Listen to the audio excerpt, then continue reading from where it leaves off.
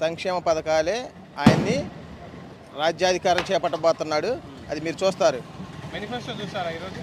చూసి అద్భుతంగా ఉంది. గడగడలాడిపోతున్నారు ప్రతిపక్షం. గడగడలాడి మేనిఫెస్టో రంగంలో గడగల ఏరు ఒక్కరు కనపడతలా. ప్రచారాలు కూడా ఆపేసినట్టున్నారు వాళ్ళు. ఇప్పుడు మంగళగిరి నియోజకవర్గంలో మరి లావణ్య గారు గెలుస్తారా? 100%. అది అందరూ తెలిసిందే కదా. ఆమె లోకల్ అండి. మంగళగిరిలో గెలిచిద్ది తప్పకుండా. మరి లోకేష్ గెలుస్తా అంటుంది. ఆయన మందలగిరి ఉంది కదా, మందలగిరిలో గెలుస్తాడు.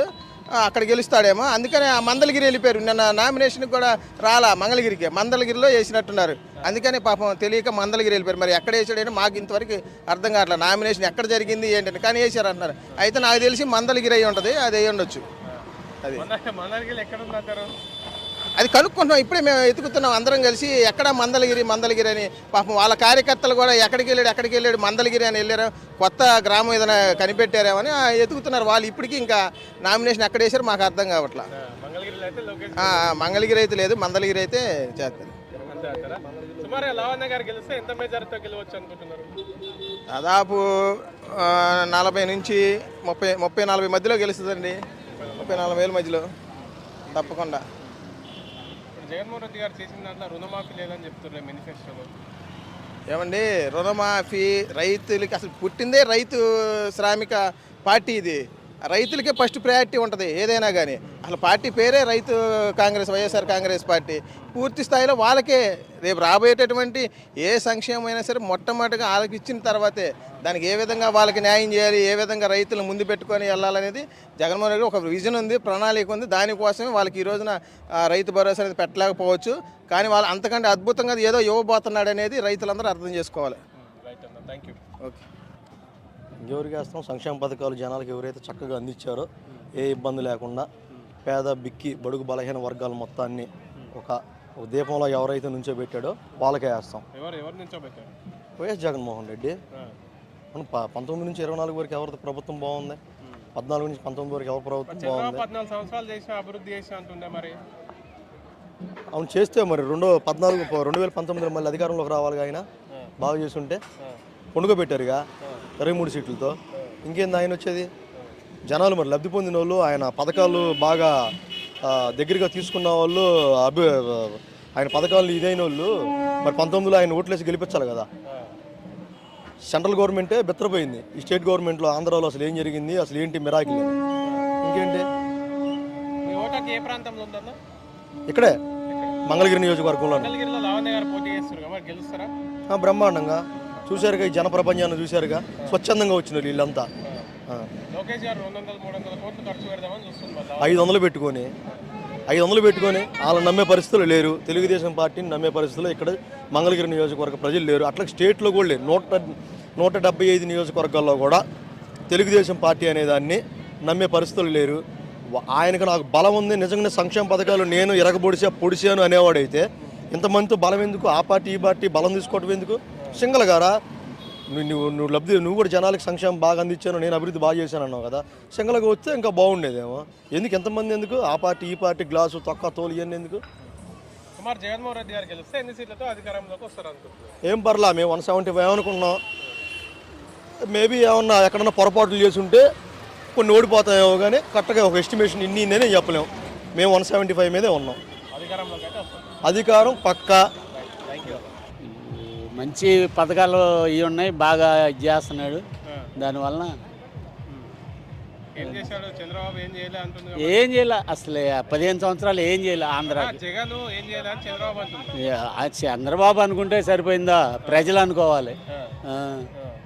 మరి ఎందుకని ఇంత జనాభా వస్తున్నారు? 5 సంవత్సరాల్లో ఎంతమంది వస్తున్నారంటే 15 సంవత్సరాలు చేస్తే ఇక ఎన్ని ఇటు కుదరతమే.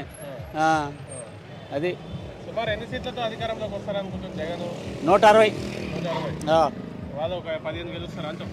15, 13 అంతకన్నా రావు. పోయినసారి 23 తగ్గినాయి కదా, ఇప్పుడు 13 అవుతాయి. చంద్రబాబు నమ్మకం లేదు. చంద్రబాబు లేదు, పిఠాపురంలో పవన్ కళ్యాణ్ లేదు, మంగళగిరిలో లోకేష్ ఏం లేదు. పై డాబు సరే అలా అనాలి అంతే. ఇస్తారు, డబ్బు ఉంది బాగా. ఇప్పుడు 370 కోట్లు ఉన్నాయి కదా అవి ఏం చేయాలి? తీస్తున్నారు ఒక్కొక్కటి వామిలోంచి తీసి ఒక్కొక్కరు పంచుతారు. పంచితే మరి పంచినా వేయరు, తీసుకుంటారు వేసేస్తారు వేసే వాళ్ళకి, ఎందుకట్లా? అంతే. పబ్లిక్ అట్లా అనుకున్నారు, అట్లా చేయాలని అనుకున్నారు. ఇప్పుడు వైసీపీ నుంచి లావణ్య గారు అని పోటీ చేస్తున్నారు ఈడ. తెలుసా ఆమె? వచ్చారా మీ ఊరికి ఎప్పుడైనా? వచ్చారా? వచ్చారు, 3 సార్లు వచ్చారు. డెఫినెట్ కొత్త అమ్మాయి కదా మరి, కొత్త అమ్మాయే గెలిచిద్ది. ఆ మీద రిమార్కులు లేవు, ఏమి ఇది లేదు. బాగా వాళ్ళ అమ్మగారు ఎమ్మెల్యే చేసింది, వాళ్ళ మామయ్య గారు మినిస్టరు, ఎమ్మెల్సీ, బాగా ప్రజల్లో మంచి పేరు. 20-25 పక్క. ఆయన చేసిన మంచి పనులే ఆయన సీఎం చేస్తాం, మనం చేయాలి.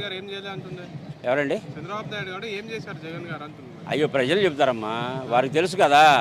ఆయన అమలు చేసిన పథకాలన్నీ లబ్ధి చేకూరే వాళ్ళందరూ మళ్ళీ ఆయనకు తిరిగి ఓట్లేస్తారు. మీరు నేను చంద్రబాబు గారు వాళ్ళ అన్యాయులు అంటే కాదు కదా, మనం అనుకోవాలి, ప్రజలు అనుకోవాలి, అంతే. జగన్మోహన్ రెడ్డిని ఓడించడానికి నరేంద్ర మోడీ, పవన్ కళ్యాణ్, చంద్రబాబు ముగ్గురు కలిసి వస్తున్నారు. ఇంకో 10 మంది వచ్చినా కానండి ప్రజలు వారి వెనకాల ఉన్నారా లేదని వాళ్ళు తెలుసుకుంటారు. రేపొద్దున ఇప్పుడు వచ్చి ప్రజాబలం కనిపిస్తుంది కదా, ఇప్పుడు వాళ్ళు వస్తుంటే ఎవరెవరికి ఎంతెంత బలం ఉందో ఏంటనేది ఇప్పుడు తెలిసిపోద్ది. ఇప్పుడు శర్మిల గారు మీటింగ్ పెడుతున్నారు, 10 మంది కూడా ఉంటుందా. అదే ఆయనకి ఓట్లు వేసేవాళ్ళు ఎంతమంది ఉండారో దాన్ని బట్టి అర్థమైపోద్ది వాళ్ళకి, అంతే. అదే శర్మిల గారు నిన్నదా పోయారు, ఇవాళ ఏమో కాదంటున్నారు. ఎవరు నమ్ముతారు మాటలు? అది విషయం. ఇప్పుడు ఈరోజు మేనిఫెస్టో రిలీజ్ చేశారు జగన్మోహన్. ఓకే, ఎలా ఉంది చూసారా? బాగానే ఉంది. ఆ మేనిఫెస్టో, పాత మేనిఫెస్టోని అలాగే ఉంచి కొన్ని ఆయన చేయగలిగినటువంటి కొన్ని పథకాలని పెంచారు. మళ్ళీ ఆ చేయూత కానీ, ఆసరా కానీ, రైతు భరోసా కానీ, ఇవి అమ్మఒడి కానీ, ఇవన్నీ మళ్ళీ పెంచారు కదా, అంతే. అందుకనే చేయగలడు ఆయన, నిజంగా చేస్తాడు కాబట్టి. ఇప్పుడు 5 రూపాయల వడ్డీకి డబ్బులు ఇస్తానంటాడు, ఒక 10 లక్షలు తీసుకుంటాం, అది తిరిగి కట్టాలి కదమ్మా. ఎగ్గొట్టేవాడికి ఎంతైనా తీసుకుంటాడు వడ్డీకి, ఏముందానికి, ఇది అంతే. అది విషయం. సీఎం అనే మనం అనకూడదు అన్నమాట, అయ్యాడు ఆల్రెడీ సీఎం, కాదే ఇప్పుడు నిరూపించుకోవడం ఇది, అంతే. అంతే విషయం. మినిమం 140 అబౌవ్ అండి, 140 అబౌవ్. ఎందుకంటే వీళ్ళు ముగ్గురు కొద్దిగా ఏదో అక్కడ ఇక్కడ కొంచెం దానివల్ల, అంతేం లేదు. అందులో అనుమానం లేదు. ఆయన ఏం చెప్పాడో అదే చేస్తా అన్నాడు. చేయని అన్నాడు, చేయలేని వదిలేశాడు. ఆయన కోసం మేమంతా జెండా పట్టుకొని సిద్ధంగా ఉన్నాం. సిద్ధం అంటే గుద్దడానికి మేము సిద్ధం కాదని అంటారు మా టీడీపోలు. మేము గుద్దడానికి కాదు, మేము ఓటు వేయడానికి సిద్ధంగా ఉన్నాం. మా ప్రజలంతా ఓటు వేయడానికి సిద్ధంగా ఉన్నాం, ఆయన గెలిపించడానికి సిద్ధంగా ఉన్నాం. ఎన్ని సీట్లతో అధికారంలోకి వస్తారనుకుంటున్నారు జగన్? 175 25 మొత్తం 200. ప్రపంచం చూసావు కదా, జనం ప్రపంచం చూశారు కదా, అదే ఆయన ఏం చేయగలడు అదే చేస్తా అన్నాడు. ఓటకు ఏ నియోజకవర్గంలో ఉంది? అది మంగళగిరి నియోజకవర్గం. మంగళగిరి నియోజకవర్గం. లోకేష్ మీద మరి లావణ్య గెలుస్తుంది అంటారా? గెలిచిద్ది. ఎట్లా చెప్పగలుగుతారు? గెలిచిద్ది. ఆయన చేసి సంక్షేమ పథకాలే అంతా చేసే లోకల్, ఆమె లోకల్ నాయకులు. ఈయన లోకల్గా, నాన్ లోకల్. ఈయన ఓడిపోతే మళ్ళీ హైదరాబాద్లో ఉంటాడు. ఓటుకు 10,000 ఇస్తా అంటుంది మరి లోకేష్. ఎన్ని వేలు ఇచ్చినా కానీ తీసుకోవడం కానీ ఎవరు ఓటు అయితే పోయినసారి కూడా మరి చంద్రబాబు నాయుడు 10,000 లాస్ట్లో వేశాడు పసుపు కానీ. ఎవరు వేశారు? ఎవరు వేయలేదు. మళ్ళీ జగన్ సీఎం, నో డౌట్. 170 గెలుతాడు బాబాయ్. సంక్షేమ పథకాలే ఆయన చేశాడు. ఏం చేశాడు? ఏం చేయలేదు, ప్రజలకు ఏం చేయలేదు. ఓడిమని చూద్దాం. ముందు ఆయన ఓడిపోతే కుప్పంలో చూసుకోమని ముందు. నిన్నేదో అందంటాను భువనేశ్వరి గారు, అది ముందు అది సరి చేసుకోమని పేదలు. ఆమె ఏదన్నా మరి మేము అనకూడదు, కానీ ఆయన ముందు అది సరి చేసుకోమని. నిన్న మాజీ సీఎం చంద్రబాబు నాయుడు గారి భార్య సతీమణి అయినటువంటి భువనేశ్వర్ నిన్న పూతుపురాణం విన్నారా? అది విన్నాలి, మనం చెప్పకూడదు. అది ఆమె అందాన్ని మనం కూడా అది అంటే ఆమెకే మనకి తేడా ఎలా చూస్తారు మరి? జనం చూస్తారు కదా, జనం చూస్తున్నారు, అందరూ చూస్తున్నారు. ఆమె ఎలాంటిదని ఇప్పుడు చూస్తున్నారు. దానికి ఏం సమాధానం ఇవ్వాలి? మేమేం సమాధానం ఆమె కామెంట్ చేయకూడదు, అంతటి వాళ్ళం కాదు మేము. ఆమె కామెంట్ చేసే అంతటి వాళ్ళు కాదు, ప్రజలే కామెంట్ చేస్తారు, ఓటు ద్వారా కామెంట్ చేస్తారు. జగన్ అయితే గెలుస్తాడు, ప్రజలు ఓటు ద్వారా కామెంట్ చేస్తారు. మేము కూడా కామెంట్ చేయడం కుదరదు, ఓటు ద్వారా కామెంట్ చేస్తాం.